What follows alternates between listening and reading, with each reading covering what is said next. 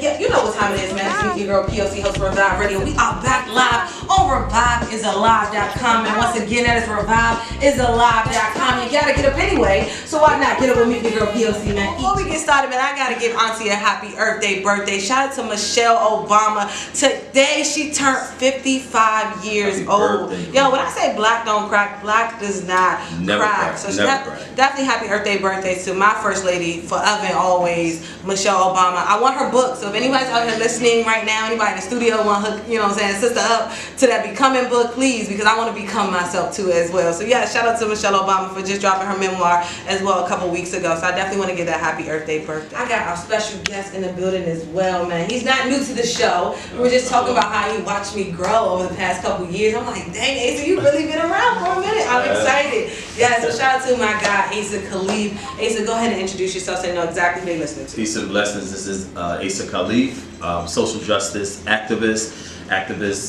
and organizer in the Black Lives Matter movement. Yes. And big brother to my little sister who, I'm telling you, man, every time I'm in the space with this sister, because I've seen her grow. Thank you. And I've seen how the ancestors have kissed her and blessed all her over, life, all over. you know, with love and protected her from the haters. Because you know, when you do this type of work, you gotta be protected, and you know, and he's blessed you with so many people around you that saw your vision as well and supported that vision and wasn't intimidated by that vision. Yes, sure. So I'm extremely, my heart, I'm like a big brother. Yes, that's what I'm I really am like a truly big brother. Yes. Because I know that the best is yet to come for you. Yes, man. Asa, I appreciate you. I appreciate you. You already know. But man, we were speaking of the work that you do. That's why you're here today, because you're stepping into, you know what I mean, some new shoes. You're putting on some new shoes. It might not be combat boots this time. You know what I mean? It might be the Stacey Adams. You gonna pull out the Stacey Adams? No, it's straight combat.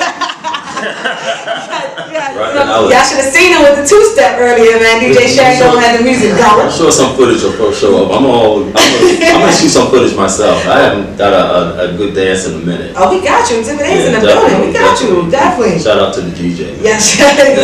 Shout out to the DJ, man. But before we went on break, I wanted to ask you, speaking of dancing, you know, what is your favorite place, you know, in the city right now? The city of Philadelphia. Where do Asa go and chill? If you ever chilling, right? You always working. I'm always working. But no, there's a spot actually. It's an underground spot. Okay. And I don't know if I should say it on the radio. I'm gonna give you the information. Okay, all right. But there's an after hours. It's nothing crazy. Okay. But it's for the house heads to go. And they play old school type house heads at this point. But mostly now, I'm just kind of finding a safe space to kind of chill with and just kind of decompress. So we was walking down the street. What can we see the city councilman eating? Like what can we eat? Like what can we see you in the space? Because me personally, I want a transparent, you know, officer in the space. Like when I come down the street, I want to know that if I'm in Starbucks, he can be in Starbucks. Well, I ain't supporting Starbucks. I'm gonna take that back. You know what I'm saying? If I'm in a black-owned restaurant, something like I Munch, then you know what I'm saying. I want to make sure that you're in that space too. You might see me in Miss Tootsie's. Okay. Yeah, my mom and I take my mom there often. Okay. Yeah, so Miss Tootsie's I like the vibe with black folks. Thank you. And supporting black-owned businesses too, by the way. Absolutely, especially black-owned business that long-term like Miss Tootsie's. And the atmosphere is really good too. It's kind of like Cheers, where everybody know your name. Okay, all so right. You go in there, and it's a good love vibe. And I'm back and forth at a lot of cafes now, like a lot of coffee houses. I really, because of the hectic craziness surrounding in my life in terms of activism and all the other stuff that I'm doing, I'm usually trying to find safe spaces, quiet spaces for me to kind of chill, connect with the ancestors. And that's why I asked you that question, because I want the people to know that you know, are relatable too. You know, you are everyday guy. They too can pull up a chair at your table and have a nice conversation. And I think a lot of them is resonating that, and I think this platform has kind of helped a lot of people kind of humanize me. You know, because I'm scared to come talk to you. I'm like, please come. You know, let's have a conversation. I love talking to people, but I definitely like vibing. I love vibing with my people.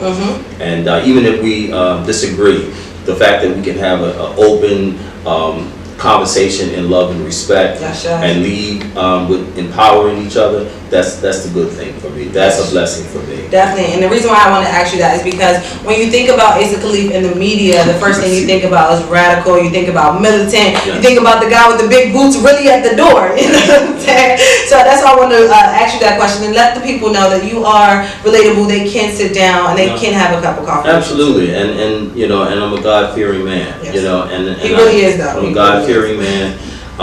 You know, everything that I have, everything that I've accomplished, everything that's good and not so good in my life, you know, mostly good. I give all the praises to my Lord and Savior Jesus Christ, and I also make sure that I honor my ancestors, my elders who are no longer here. My grandmother, Ava Smith, I call her name out. I feel her presence all around me. I called on her today.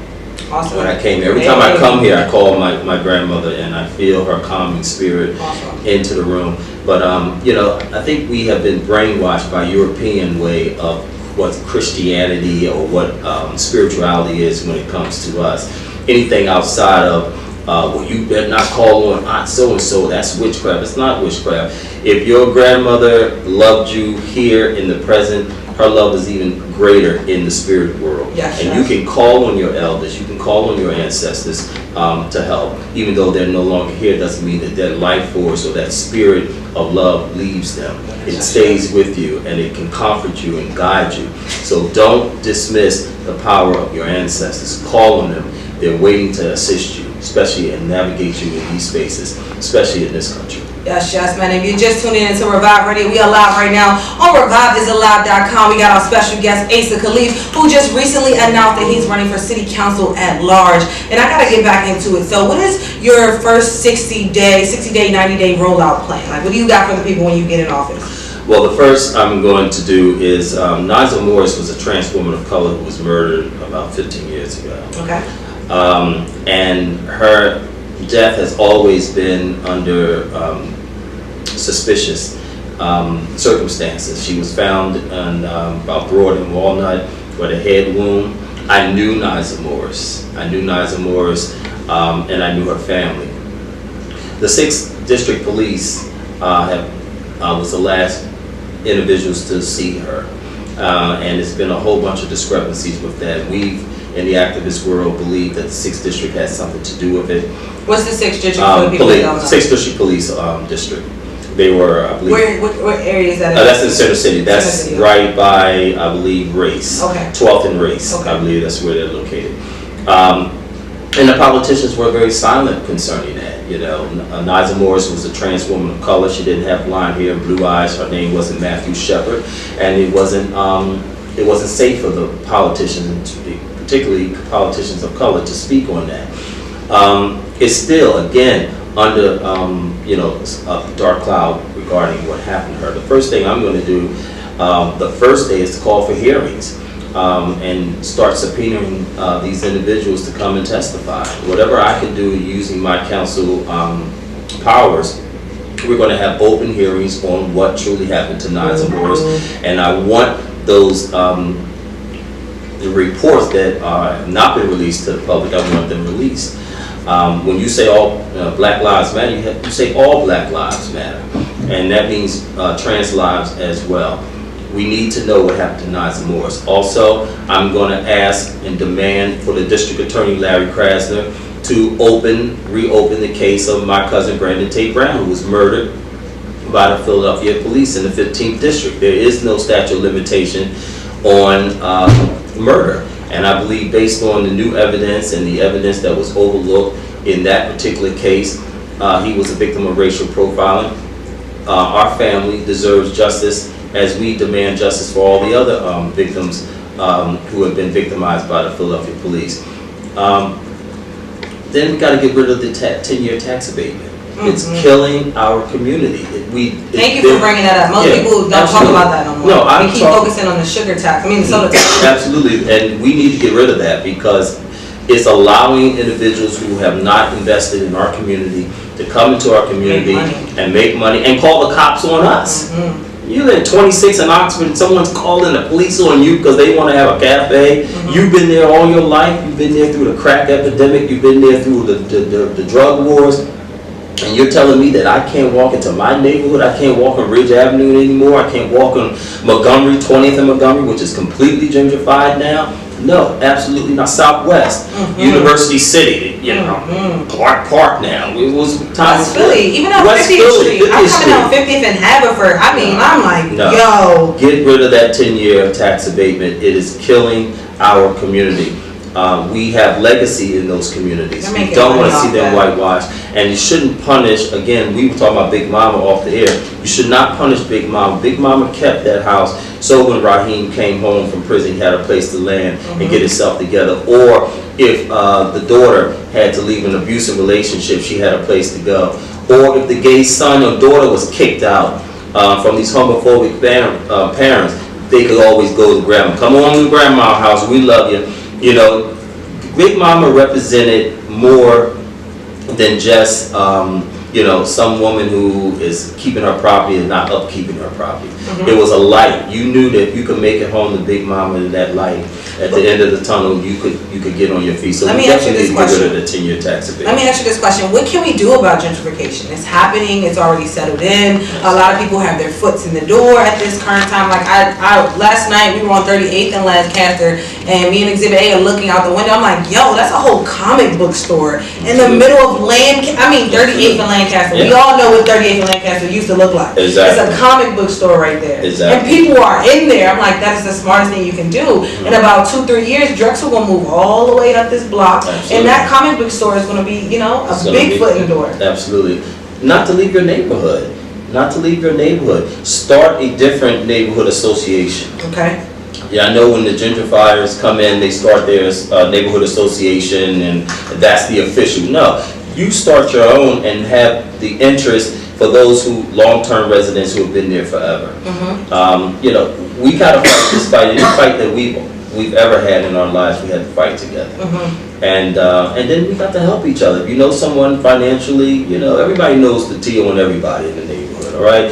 If someone is suffering financially, you know, we used to throw rent parties back in the day. Our parents used to throw rent parties. You can throw a rent party. You got a great DJ right here in Philadelphia. Hire this brother. This, you know, if there's a worthy call, I'm not speaking for the brother. We all come in and chip in. You know what I'm saying? We'll take care of his fees. Just come and spend. We came together. You know, we have a history of coming together and protecting each other and helping each other financially. That's how we keep individuals in the neighborhood. We help them keep their property, and we work together. Start your own association and start, you know, what the Black Love experience is all about, and that's helping one another.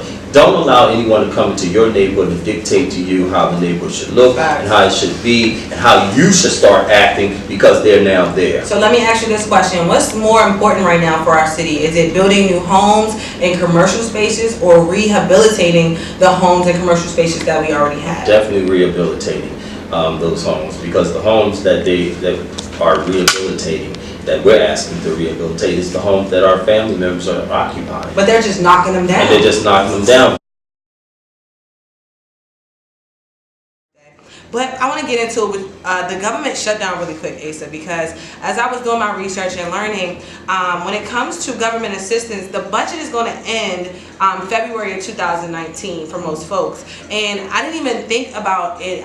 When I first thought about the budget, the first thing that came to my mind was like the food stamps, right? But I didn't even think about the people who are living on Section 8, people who are living, you know, on getting their rent partially funded by the government. Absolutely. And if this shutdown continues to happen, that rent won't be paid. But those landlords still trying to come to collect. That's right. So I want to hear your thoughts and your opinion so far about this government shutdown. I mean, this is the longest one. It's amazing that the number 45, 45, yes. Orange 45, said black folks is going to suffer if this wall is not built, and black folks is now one of the main ones that are suffering with this shutdown. I mean, there are individuals who are already behind and receiving eviction notices as a result of this, because they cannot keep up. And the government programs that are supposed to assist them are not working properly, so you're not going to get financial aid or assistance in that way. I mean, it's truly affecting black and brown and poor people, and that includes those who are white and feels that their skin doesn't, validate that we're not in that that section with the black and brown people. You're poor, you're in the section of the black and brown folks that are struggling. I mean, it's hard because I know a lot of even my family members. You know, we had to come together to even make sure that they stay afloat. But there are individuals in our community that have reached out that we're helping and assisting, you know, financially as well as with their food project that we have. You know, we feed the homeless. We've been doing that for about 1.5 years now, 2 years now, actually. So, you know, we have that mechanism already in place, but it's affecting, you know, it's going beyond, you know, our community. It's affecting individuals who have recently lost their jobs. You know, so you really, people who are depending on the paycheck and they're living paycheck to paycheck, especially if you're a single parent or head of your household, or if you're a stay-at-home mom and there's one, you know, the husband or the wife is working one income. You know, it really shows how demonic 45 is, and for those who support not just him, his whole camp. The whole camp, you know, it's truly spiritual wickedness in high places, because anytime that you are punishing folk, knowing that they will suffer from this type of pride, and that's what it is. I'm not moving. I'm gonna cut my nose off to spite my face. You know, I think every politician, until this shutdown is resolved, they shouldn't be paid. If you know, if I can't get paid, you shouldn't be getting paid. In that sense, they're still getting paid. They're still meeting their needs on the backs of and the sacrifice of the poor and the working poor and the middle class. So no, you know, call your council people, call your politician, let them know. Will they pledge to not receive any paychecks until this is resolved? And then get back to us and let us know what happens. But it is definitely an evilness, and I really have to say this is definitely an evilness that is punishing black and brown and poor people. And you have to remember these individuals when they come and ask for your votes, or when their parties ask for your votes. Remember those who have your back when you desperately need it. And a lot of selfishness going on around. And self-centeredness. Yes, a lot. I mean, and also just to see who had, I think it's about power. Me personally, it's a power structure kind of situation for me. It's not even about the funds. It's not even about the wall anymore. It's about, I said I'm going to do this, and I'm going to do this, and this is me, Donald Trump, so I'm not stopping until I get this wall. It went from Mexico was going to pay for the wall to us as American citizens, taxpayers, are going to pay for the wall. We're now 27 days in a U.S. shutdown, which is the longest shutdown that we have had in U.S. history, and he's completely okay with that. And you have to also introduce, you can't forget, white privileges behind this. Yes. This is a white male privilege. White male privilege. I'm a white man, and how dare you, with power, how dare you tell me what to do? Exactly. I'm going to do it, and it doesn't affect me again, because I'm completely out of touch with people who are working, honest work, you know, honest pay for an honest work. You know, this man, again, is so enriched in his white privilege, white male privilege, and his arrogance. He, again, will sacrifice black and brown poor people just to make his point. Yes, and then this Friday coming, tomorrow, will make a full month, technically, for workers, like in a way, a page way. Yes. That it will make a full month of them being furloughed and not receiving any pay. So this Friday will make a full month. Picture that, though. Absolutely. You know what I'm saying? Picture working and not getting paid for a full month. And the anxiety of actually going to work and performing your job with the anxiety hanging over your head that you got that 10-day shut-off notice, or that the landlord, who's not sympathetic to your situation, is saying, you know, pay or you're out, or how you're going to make up the bills that you accumulated, even when you start getting even when you start getting paid. Say if the shutdown ends maybe next week, you're still in debt. You know, you still accumulated enough bills at this point.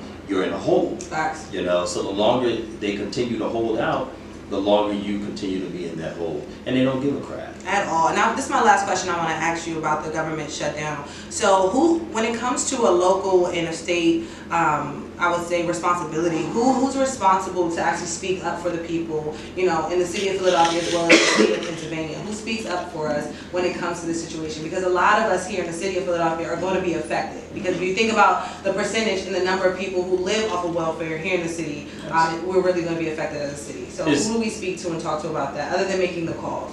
I think we need to definitely rely on, on the activists. The activists have stepped up, and we always have stepped up. The politicians are too busy trying to negotiate. We need militant action now when folks are getting thrown out of their house. We need to go to their offices, your state representatives, your representatives, anyone that's involved in making these type of decisions, go to Washington and shut it down. Yes. You know, they need to see a visual that, you know, okay, you have forced us into these spaces now. You have forced us to really have to deal with the fact that we can be evicted, we can be homeless. You know, we can be hungry. We can be hungry. Okay, so we're going to eat our pretzels. We're going to buy $75 pretzels, and we're going to eat right there in your office. And we're going to show you sometimes a visual, sometimes actually coming in contact with the people that are affected, more than just talking about them. You need to see them, and this is where true activism comes in at. This is where the activists come in and organize and say, you know what, we're going to shut you down until you end this shutdown. Facts, man. If we're shut down, we're going to shut your behinds down too. And if you're tuning in right now and you're listening to ASA KHALIF, man, he's about to put on a new pair of shoes, but he said he's keeping the boots on, man. He's keeping the boots on. These boots. I'm here A couple of from weeks the cradle to the grave. These suckers. A couple of weeks ago, you made an announcement. What was that announcement, man? Let's hear live on Revive. What was that announcement you made? Yes, the announcement is that I am running. I made the announcement actually November the 13th, but I want to make this announcement again to confirm. Yes. Because they're throwing rumors out that I'm withdrawing from my candidacy. And see, you got to come here. You've heard it here first. I'm not withdrawing anything. Yes. I am running. I'm still running for city council at large. And I'm here to shut it down. I'm here to shut down that system that continues to allow politicians to make decisions for black and brown poor people in this city, that continues to so-called speak for us. You're not speaking for us. You're speaking for yourselves. You're speaking for those who have come in to gentrify the neighborhoods. You're kicking Big Mama out the house so they can sip their damn lattes and their $100 and walk their dogs. And walk their foo-foo dogs. And I have a problem with it. I love the foo-foo dogs too. But I don't want no parks though. But don't kick my Big Mama out for your foo-foo dog to crap on her property. It was not happening. And this is where the politicians have to be held accountable. And I want the people to listen.